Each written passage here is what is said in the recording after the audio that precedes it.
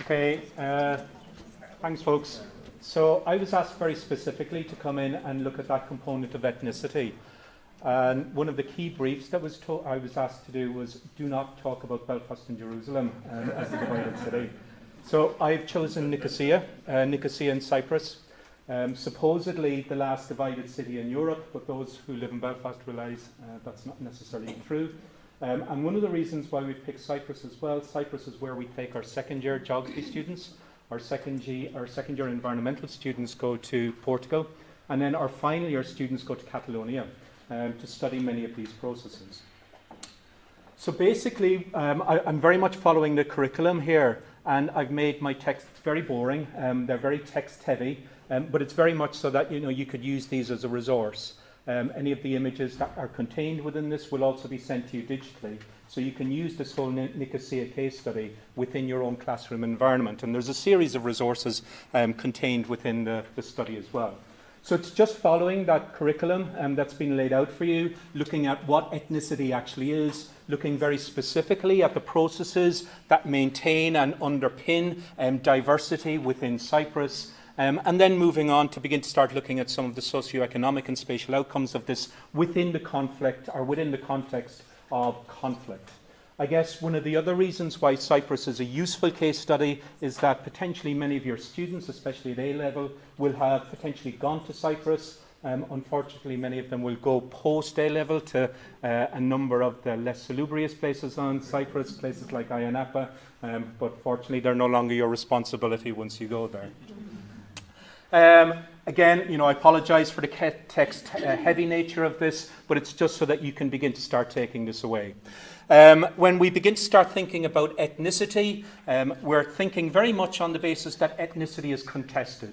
But ethnicity is something that we as geographers, going right back over 3,000 years ago now to Herodotus, for example, when he begins to first define ethnos as a Greek concept, a very loose concept defined as folk. And this was focused in on this notion of Greek superiority, but very much this notion, and again, even the fact that I use Greek it wouldn't have been the correct term to use at this particular time, but these peoples that lived within that peninsula had very much this perception of themselves as being different to the peoples who lived in the surrounding area. And Herodotus, writing as early as the 5th century BC, defined this concept of Hellenistic folk as having a shared descent, a shared language, and sharing sanctuaries and sacrifices, that same tradition, what we would now regard as religion. So this concept of ethnicity, this concept of defining yourselves, defining your peoples, is something that goes back at least 3,000 years ago. When we begin to start thinking then about how ethnicity defines or is defined in the concept of role or residential concentration or social identity, one of the key things that we need to bear in mind when it comes to the Cyprus case study is that ethnicity tends to be maintained and defined by separation. And separation is something that comes to the fore time and time again in ethnic studies. When we begin to start looking very specifically at the island of Cyprus, we recognise that Cyprus is physically divided by the United Nations Green Line, and as a consequence of that, we begin to start seeing both sides defining each other as the other. In order to go into conflict time and time with another group, you need to create difference. And when we begin to start looking at the academic studies associated with these places, Greek Cypriots tend to have a less negative attitude towards Turkish Cypriots in the north of Cyprus, but have a much more negative attitude towards the Turkish immigrants who have arrived in the island over the last 20 or 30 years. When we begin to start, we see this coming around again and again. Women, for example, and there's very much a gendered perspective when it comes to ethnicity on the island, women tend to feel more victimized by Turkish or by those who identify as having a Turkish ethnicity than they do from those who would have a Greek Cypriot identity. And time again, we're seeing these differences being propagated. But when we begin to start thinking about ethnicity, we can identify two primary perspectives. In the first instance, the theorists will say, the primordialists will argue, that ethnicity is this natural element of our society. It's something that is carried through from generation to generation, and it's very much defined by our sense of origin, the histories that we share, our senses of culture, our language. And language is something that comes through time and time again. And language tends to be the primary definer of ethnicity within many of these contexts. And we see how contested languages, even within our own context here within Northern Ireland, when we think of the Irish Language Act, for example, and the problems associated with Ulster Scots, for example, being defined as a language per se. So language is something that tends to come through time and time again. So these primordialists will then argue that ethnicity is fixed. It's defined by your social boundaries. It's defined by your cultural boundaries. On the other hand, you have the situationalists or the instrumentalists who that say, well, rather than ethnicity being something that's fixed, it's much more fluid. It's something that is subject to continual change. And we recognize that this change comes about primarily through interaction. People have always moved. You know, we've had modern humans on this globe for at least 250, 300,000 years. And one of the defining characteristics of those modern humans is movement. People are in a constant state of flux and constant state of movement. And it's this movement which primarily drives this notion of change within our ethnicities, within our identities. So the situationalists will then instead argue that rather than being something that's been fixed, ethnicity, and probably more importantly identity, is something which is subject to continual change. It's very fluid, it's not fixed in time, and much more specifically, it's something that we construct. When we begin to start thinking about who we are and why we are, the instrumentalists will argue that most forms of identity are constructed for a particular economic reason, for a particular social reason, or for a particular political reason. And then we have other viewpoints. You know, for example, when we begin to start thinking of this from a contemporary anthropological perspective, a number of Norwegian geographers will argue very strongly that we see new forms of ethnicity being represented within our societies within the context of multiculturalism. As our societies evolve and develop and become much more multiculturalized, we see increasingly these elements of politicized identities beginning to start emerging. So when we begin to start thinking about Cyprus within this context, and we begin to start thinking about the processes that create and maintain ethnicity and identities within the island of Cyprus, the first thing that we need to bear in mind is Cyprus is what we could term a demographic melting pot. Its huge economic importance and strategic importance can be traced back at least 9,000 years. So we're seeing continual movements of peoples into the island of Cyprus for a whole variety of political and economic reasons, which we can trace back 4,000, 5,000, 6,000 years ago. And that process of movement into the island of Cyprus continues right up until the present day. We're seeing incredible diversity and incredible movement into this highly strategic place. When we begin to start thinking about the emergence of the two dominant identities that then exist on the island, we can begin to start tracing this back to the colonial period within the island. So Cyprus was essentially part of the Ottoman Empire, the Turkish Empire, for the want of a better word, up until the end of the 19th century. Cyprus was consumed within the Ottoman Empire from 1574 onwards. But at the end of the 19th century, with the collapse of the Ottoman Empire, the British move in and begin to start administrating the island.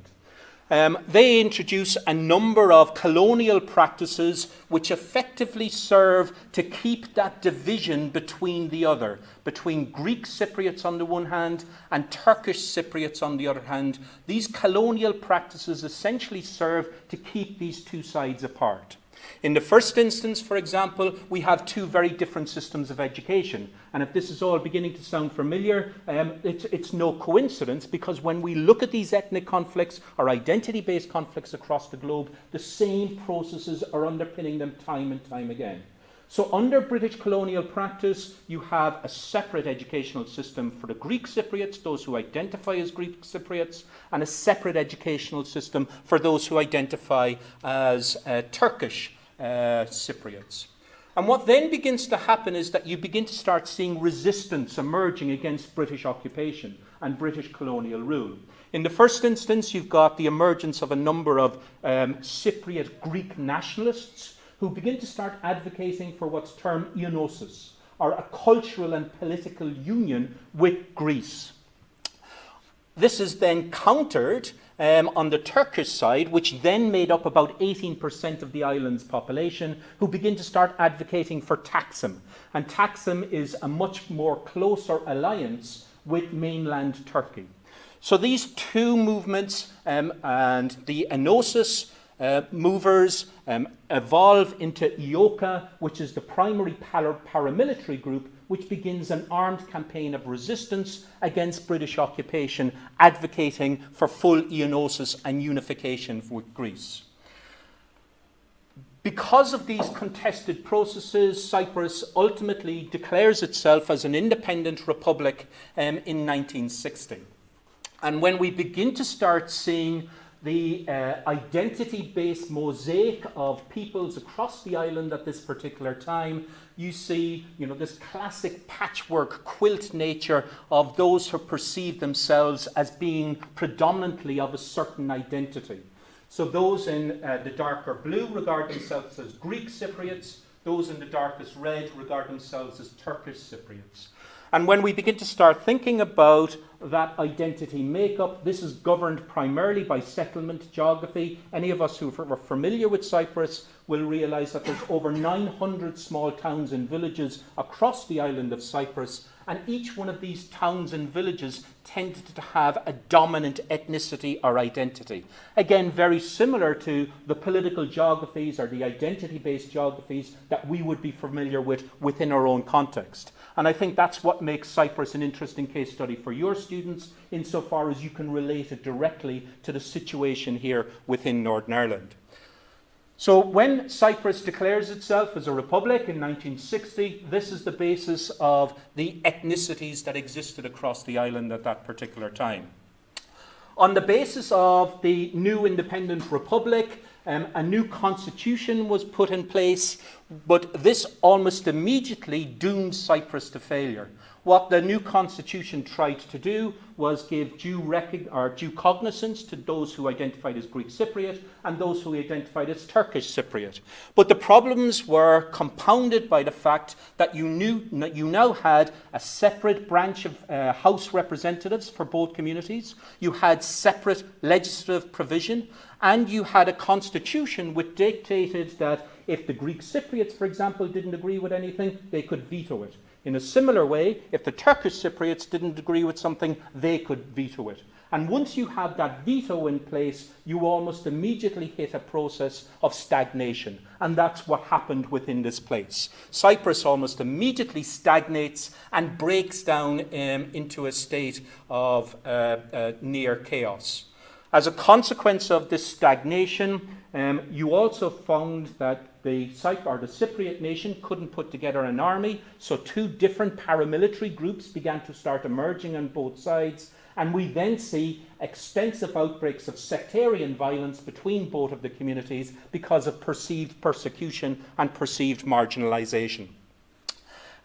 This violence became so intense that the United Nations move in really from 1963 and begin to start creating a buffer zone which physically divides the island, not in half obviously, but divides it physically across its way.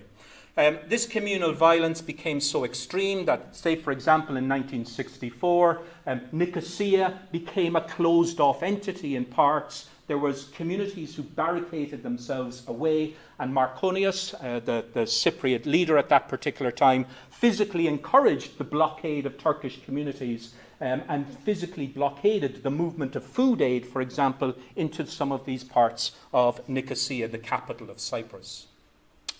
So Cyprus, or Nicosia then much more particularly, the capital of Cyprus, essentially is divided by sectarian politics from at least 1956. But in 1964, the United Nations create this buffer zone which divides Nicosia in half and divides the island then physically as well.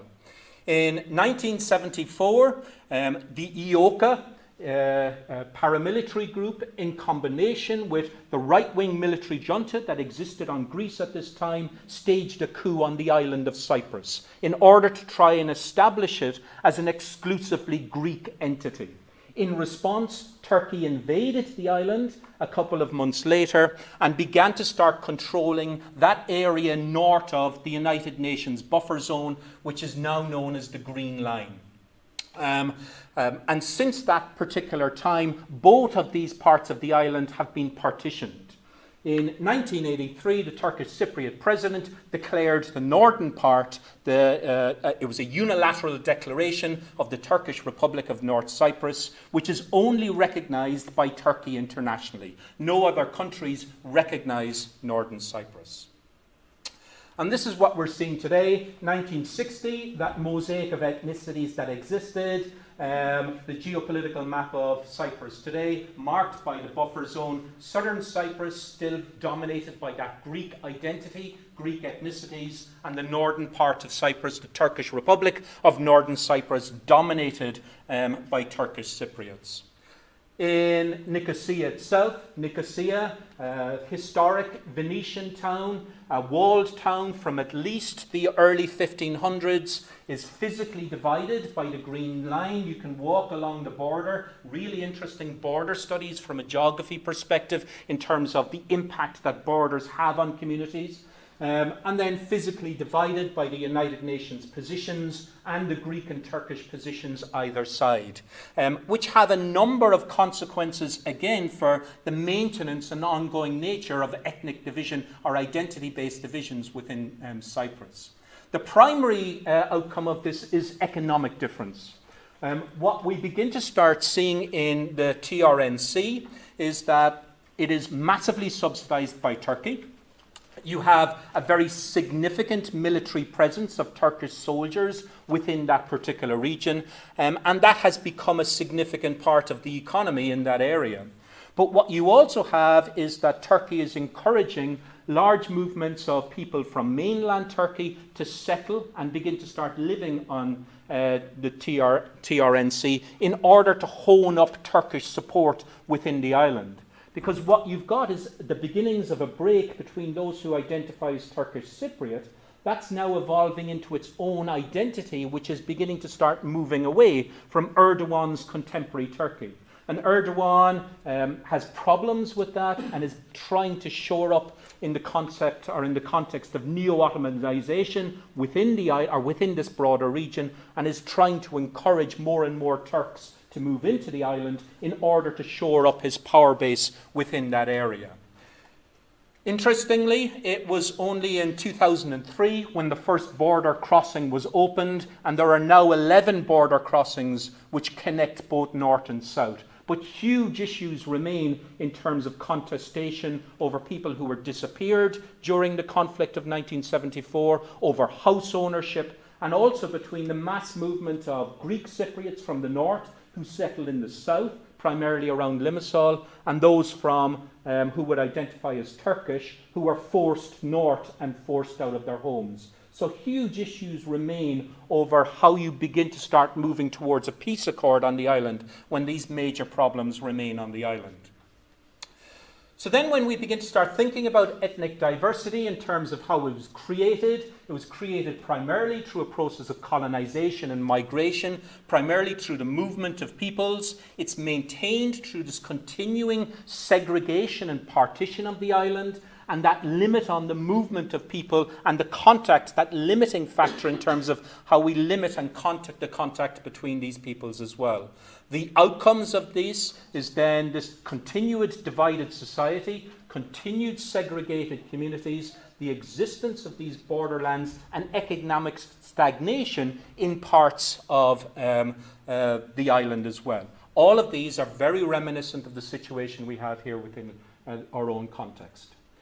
So then when we very briefly look at ethnic conflict, and I should say I use that term ethnic very advisedly. I think most contemporary geographers will fall under that instrumentalist approach towards ethnicity, where we recognize there is a huge amount of construct or constructation that goes into how we form our identities and our so-called ethnicities. But just very briefly, Stephen Wolfe, who's the primary theorist when it comes to ethnic conflicts, will argue that there are four main structural reasons which underpin the onset of ethnic violence or ethnic conflict within our societies. From a structural perspective, we tend to have weak states who are prone to these types of conflicts. From a political perspective, you tend to have in-groups and out-groups, the preferred in and the excluded or marginalised other. And these are shored up by the use of discriminatory institutions, exclusionary nationalist ideologies, for example, and problematic relationships between both sides.